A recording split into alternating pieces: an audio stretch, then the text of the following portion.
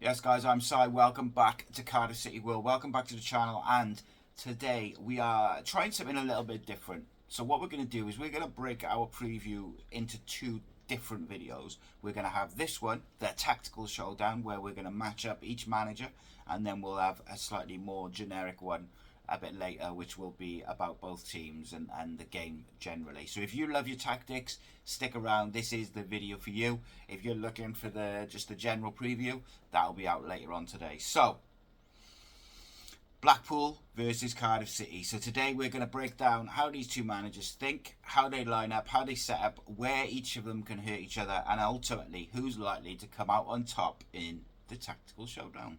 So Ian Evatt, footballing philosophy. His reputation is built on bravery. The way he plays, from Barrow to Bolton to Blackpool now, his teams always try to play football, and it's really interesting game because he came close to getting the Cardiff job in the summer before we appointed Brian Barry Murphy, and I'm sure he will have something to prove or say or just show to the fans, to the media, and of course to the board. So he's a disciple of possession style football. He likes that 3-4-2-1 or a 3-5-2 that really relies on control through the thirds, rotations in midfield, and wing backs providing the width. He wants to stretch the pitch, to pull opponents around the field and find the spare man in the build-up. When it works, it is absolutely brilliant. It's fluid, it's expansive, full of movement and purpose. But on the flip side of that, it is a risky way of playing. It leaves you with a high defensive line. It can leave those wing backs further forward and out of position. They leave gaps, and when that transition hits, if you're playing against an opposition who's very good in the transition, it can hurt you. And if you don't have the legs or the discipline to get behind the ball when you need to, you will get punished. It's that fine balance between being brave, expressing yourself, and being reckless, and that defines Ian Evatt's football all around. So for this one at Bloomfield Road, it's gonna be fascinating to watch. Expect Blackpool to start on the front foot. They will want to get the fans behind them. They will try to start fast, dictate tempo, dictate possession. They will try to drag Cardiff into their rhythm. They will try to play through the back three, especially down those flanks, and those wing backs are definitely going to be the key. Cardiff, on the other hand, and Brian Barry Murphy. Now, this is a bit of a contrast, but it's also quite similar. Where Evatt's football is quite aggressive and expressive and front foot, Brian Barry Murphy is all about control but being aggressive at the same time. So it's quite structured, but it's also quite chaotic at times because of the way that Cardiff press. His Cardiff side always end up having about 68-70% of the ball. It is just outrageous. But BBM sets his sides up. They'll be quite compact when they need to be. They'll be patient, and they'll wait for the right time to jump and be that high pressing team. He has built a young squad that can play football really, really well. But more importantly, he has a squad that can think, and he has a squad that can run. He encourages that composure in possession, but he also likes a bit of tempo. He also likes bravery in the transition. When we do win the ball, he likes to see those players running beyond the ball. He likes to see rotations. He likes to see runners. It's not tiki-taka for the sake of it. It's purposeful passing. It's progressing the ball. It's movement off the ball, and it's precision. And again, when Cardiff get it right, they're very, very good. In practice, Cardiff operate in a 4-2-3-1, 4-3-3. The fullbacks will push up, create the width. The wingers will have chalk on their boots. The midfield will be quite open at times, although they recently have made a slight tweak to that with the number 8, be it Alex Robertson or Joel Colwell or even David Turnbull. They have been dropping a little bit deeper, but previous to that, it was effectively in possession. We would play like a 2-1 the rest. It was aggressive, but when you lose the ball, it can be problematic. But when you've got those players like Ruben, you've got players like Isaac Davis and Kean Ashford who attack space and find clever spaces to pick up the ball, then they can link up with a Yusuf Salih or a Callum Robinson. That is a really dangerous combination against certain teams. Now, under Brian Barry Murphy, Cardiff are still learning to control the tempo of games. Sometimes I think they slow it down too much and they need to pick up the tempo to get the best out of themselves. But this matchup is quite an interesting one because there's going to be two teams who are happy to keep the ball, but there's also two teams who like to be aggressive, two teams who want to control the rhythm and the tempo of the game, and ultimately it's about who comes out on top with that. So when you look at the tactical matchup, let's look at the way the styles collide. Ian Evatt is going to press high, he's going to dominate the ball, or try to, with three centre-backs splitting wide, the midfielders dropping in to get the ball, and the wing-backs will be right up, trying to pin back Cardiff's full-backs. Cardiff will likely start with a quite high line, but not as high as I don't think as home. It'll be to a mid to high block. They won't sit deep by any means. They will keep compact to block lines, but they will press when they need to, and they will try to win the ball back quickly and then shift it.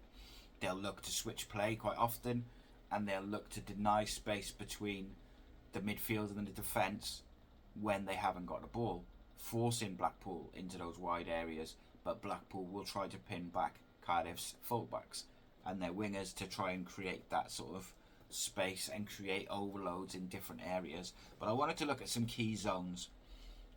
The first key zone for me is the flanks. Blackpool's wing backs are going to be right up there. Cardiff's players, the wingers will work both ways. They will go, chalk on their boots looking for the switch of play, but they will work back. Their fullbacks will overlap and underlap, and they will get forward. Sometimes they'll invert and join the midfield. They will be aggressive. Blackpool will try to use their wing-backs to pin our fullbacks back. If Cardiff can win those duels and win the ball from pressing, the likes of Ashford, Davis, Colwell can really force them back, exploit the spaces that are left by those wing-backs, and then maybe they can flip that momentum and play the game at the tempo that they want to play. Those transitions down the sides are going to be decisive one way or the other. Next zone, I think, is the central control. Alex Robertson, Ryan Wintle, they've been pretty good recently. They like to dictate the tempo, but they are going to need to be up, they will be up against it, against Blackpool's double pivot, because they will be very comfortable on the ball. They will try to create space between Cardiff's two midfield pivot. They will try to drag the number 8 out of position by moving the ball and create gaps and create overloads. If Cardiff can stay quite compact in their shape when they're pressing, deny progressive balls through them, that's where I think defensively Cardiff will need to be really switched on. And then I do believe that if we can keep them to the wide areas, our fullbacks and our wingers work hard enough and are good enough to defend against the wing backs. If they start to create overloads and find gaps in the midfield, that's where I think we could have a problem, because then the wing backs may get in behind, the striker may get in behind, and then you have all sorts of problems. And then finally, the third key zone I've got is the back line. Brian Barry Murphy's defence at the start of the season was sensational. Barely conceded a goal and only conceded one from open play up until the first international break, really. It was a Bagan, Fish, Lawler and Capaccio back four at that time. They have moved it about. They've added NG at times. They've added Callum Chambers or Osho at times. That will need to be handled correctly. If they can handle Blackpool's movement in the forward areas, I really believe that they could cause Blackpool some issues with the way that the two systems match up. BBM will expect discipline from his players in terms of working hard. Don't just recklessly press. You have to press in the team's shape with the triggers. You have to keep your shape at times, and you have to just close down the passing lanes to make sure you're waiting for the correct moment to win the ball and then exploit it. In short, I think Evatt is going to want to create a lot of overloads, create a bit of chaos to create space. BBM is going to want Cardiff to be calm and look after the ball, and then when they get the opportunities, be really clinical with how they use it. It's going to be a bit of a chess match, because I don't expect Cardiff to be as aggressive in the pressing as they usually are. I think it'll be a bit more selective, only a little bit, but I just think it'll be a bit more selective, and I think that number 8 will drop in at times. But finishing off, like, which manager can really hurt the other? Like, Blackpool are down the bottom of the league. Cardiff are up the sort of top three. So realistically, Cardiff should be expecting to win. But Ian Evatt has been in for a few games. He's getting his message across bit by bit. And ultimately, they looked better in the last couple of games. If they can isolate Cardiff's defenders in 2-on-1 situations, whether that be wide or the strikers, they'll find space for cutbacks and for crosses, and then we could have a problem. Evatt will definitely fancy the set pieces versus Cardiff. Cardiff have got to maintain organisation and switch on. Young players, etc., don't switch off. For Cardiff, I think it's the opposite. I think they'll sit in to a certain degree. Sit in as much as Cardiff sit in, because I don't expect us to sit in, but I just don't think we'll be quite as aggressive in chasing the ball down. But when we do, we have to be very clinical in how we use the transitions. You have to utilise, not just in this game, but I think it's something that Cardiff probably haven't done enough this season. When you win the ball back and players are beyond the ball, use the fact that they're out of position. Take your chances and use those gaps, because they open up fast when you win the ball high up the pitch. Cardiff's wide players love that attacking space. Get the ball to Keane Ashford early, and he will go either way against the fullbacks. Whereas, Ruben, you want him in those little pockets of space, carrying it centrally with runners off him who he can then play in. I expect Brian Barry Murphy to encourage a bit of vertical play now and again, where 1, 2, 3 passes and then in behind, or up to Yusuf Salic and then play off him at times, not all the time. Ultimately, this is why I love games like this, because it's not just about who's the better team, who's at the top, who's at the bottom. These are two coaches who really believe in doing things a certain way, and they really believe in their own vision of football. So there's a real tactical interest in this for me. Add to that Ian Evatt thought he had the Cardiff job. There's a real needle to it, and Evatt's going to want to control the possession and the tempo from the off, but we're used to doing that from the off. It's just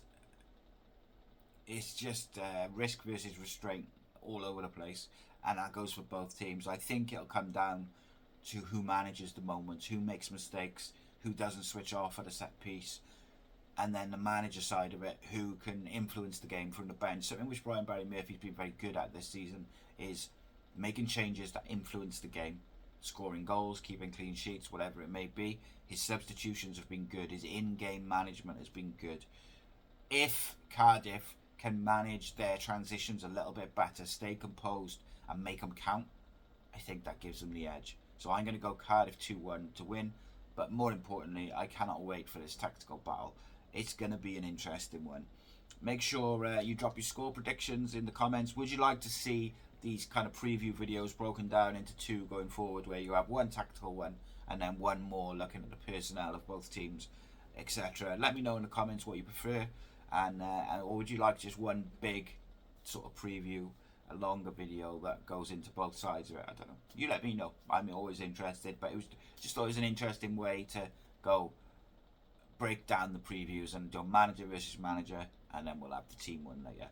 Don't forget to like, share, subscribe. Join us after the final whistle for the post-match show, of course, and we'll have a little bit of history of this fixture in Matchday Madness tomorrow lunchtime before the game. I'm Si, this is Cardiff City World. Keep the faith, like, share, subscribe, and I'll see you in a bit. Nice one.